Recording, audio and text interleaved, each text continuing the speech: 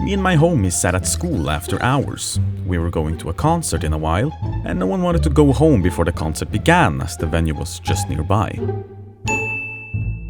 As soon as we got tired of drawing obscene things on the whiteboard, we decided that, hey, let's take a random theme and try to make a game each in 2 hours. And our theme was survival. My first thought went to games like Valheim, The Forest and even Minecraft, and I quickly realized that making a literal survival game in 2 hours was out of the question. But the theme can be interpreted in many different ways. My second thought was eating food to satiate your hunger, where you have a hunger bar that slowly depletes, and you have to keep eating food to get the hunger bar up. So, okay, we can work with that. But just clicking food on a screen to eat would be boring as heck. And I didn't want to make a catch the falling objects type game either. So I had to think of something fast.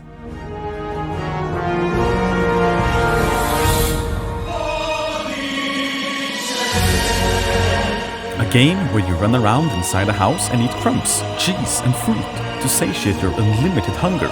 Travel between mouse holes in the wall to visit different rooms. Jump from table to table while you avoid humans and find hidden collectibles and spend them. Overscoping isn't necessarily a bad thing. As long as you know you're doing it, you can focus on the most important mechanics. However, I didn't quite seem to realize this yet, as I began planning the layout for the whole house. After wasting precious minutes on that, I began forming the first room, the kitchen. I started by stretching out a couple of walls and the floor, and this is where we need to use some shortcuts. Free seamless wood wall texture, nice. So I smacked them on the cubes and we got a square room. Now to move around in this place, and for this, we'll use another shortcut.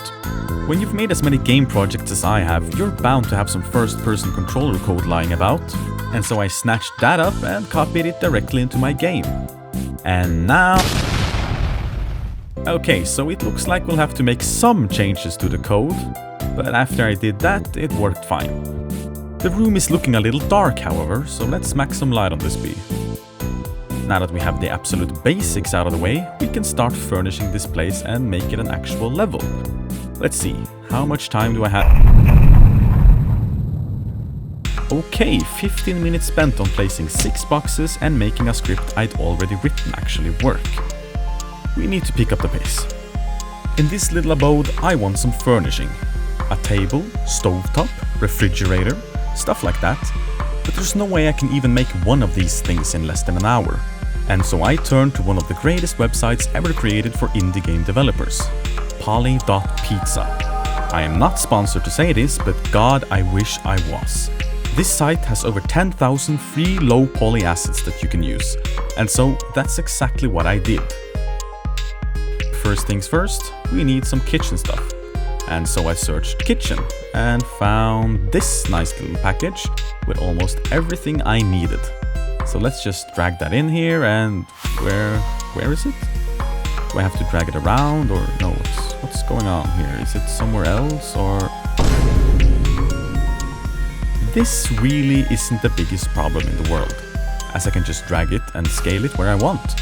But in a miniature game jam like this where every second counts, it's frustrating to say the least. But I managed to get it to behave, and put the kitchen interior where I wanted it. I left a little room around the refrigerator on purpose so that you can sneak around and behind it if you'd like. After smacking some colliders on those, it was time to test it out. Okay, looks nice. Let's try squeezing in here. And I'm completely stuck. So let's move this a bit, and nice. We can now walk around the entire refrigerator.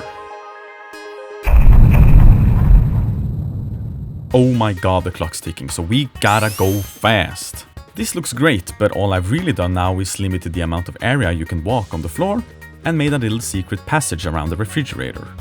I wanted the player to be able to go to the stovetop area as well, and so I thought of something like this. A broom which the player can walk on to get to a chair, and then walk on some other object from the chair to the table. Get from the tabletop to a chair top and onto a shelf, and then finally jump down from the shelf to the stovetop. Seems simple enough, right? I began with a table and quickly realized a problem. A big problem. When I import a 3D model like the refrigerator, then adding collision is easy.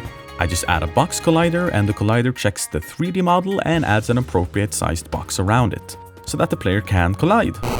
A table, however, is not as easy. I had to customize the collision boxes for every table leg and the tabletop, which normally wouldn't be that much of a problem, but this drained precious time. And when I had that in place, I continued with a chair, which had the exact same problem, except this time it was worse. You see, the table back arcs, and so I had to make the collider arc. And not only that, but the legs are thicker at the top and thinner at the bottom. Why didn't I find another, more simple chair model, you might ask? Because I'm a stupid idiot. After spending what felt like 400 years customizing the colliders for the chair, I copy and pasted it a few times around the table, and added a broom model. This one was a little simpler because of the straight lines, so let's test it out. Okay, the underside has some nice sea fighting going on, but I can get to the top of it easily enough. Balancing on the pole, however, was a challenge, but we'll call that an intended feature and move on to... We had planned for a small break in the middle to go to the toilet and grab some snacks. On our way to the store, we noticed this weird guy with a sign shouting that 80% of people watching are not subscribed and should. Don't know what that was about, but maybe you should listen to him. Wink, wink. Anyway, after chomping down some whole wheat biscuits and slurping down some store-bought mango smoothie, I was ready and rejuvenated for the last sprint. So far, the player can walk onto the broom, up on the first chair, and then jump to the other chairs if they so desire. Now we need a way for the player to get up to the table. I spent way too long trying to figure out what would look natural sitting on a chair, which can lead you up to a table, before I decided that I just need to add something quick. And so I landed on this spatula, which was completely idiotic. Do you see how much the shape changes? Why? Why would I do this? Why would I see this and think, okay, now I just have to add 1,000,000 colliders to this to make it work, instead of finding a simpler model? No matter, I used this spatula, and after about 320,000 years, you could now walk from the floor all the way to the top of the table. And...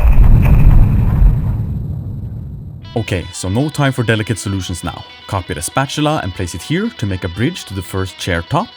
Nice, now we can probably just jump from the first chair top to the second, and then we'll add a small shelf here, so that you can jump from that onto the stove top. Nice, nice, nice. Now to make the actual food that the...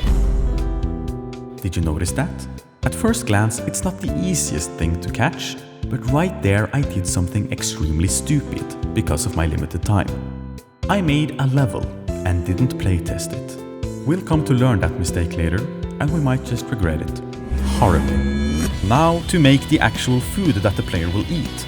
I tried finding a 3D model of a crumb. But what does a crumb even look like? And how does a low poly crumb look like? And why would anyone make that? So of course I didn't find any. I did, however, find a cookie, and so I used that. After making a floating animation for it, I started writing up some code that would let you collect both cookies and cheese for when I'll add that later.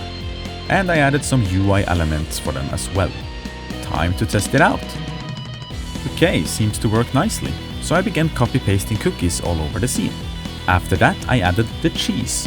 And this didn't look special enough at all, and so I gave it a nice radioactive glow. After placing some cheese all over, I wanted to show how many crumbs and pieces of cheese you could collect. But I had no idea how many I had actually placed around the scene. So instead of counting them, which probably would have taken around 20 seconds, I instead spent about 2 minutes writing up some code that did it for me. Now that the game was beginning to look somewhat complete, I decided to playtest it a bit. That's when I realized I should have tested the level sooner, because getting over this gap is impossible. Luckily, I still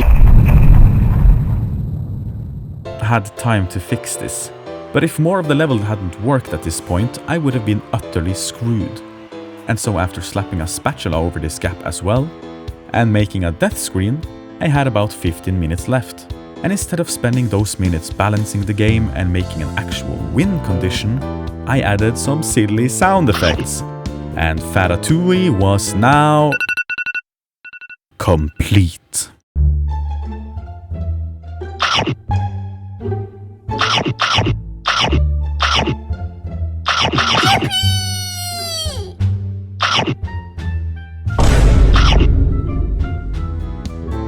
If you want to play this incredibly stupid game, you can try it out on my itch page. And make sure to subscribe to the channel if you enjoyed the video and leave a like and comment to let me know what you thought. You can also join my Discord now if you'd like to get updates on videos, live streams, and just chat about games and game developing in general. Other than that, thank you so much for watching, I appreciate it so much, and until next time, take care!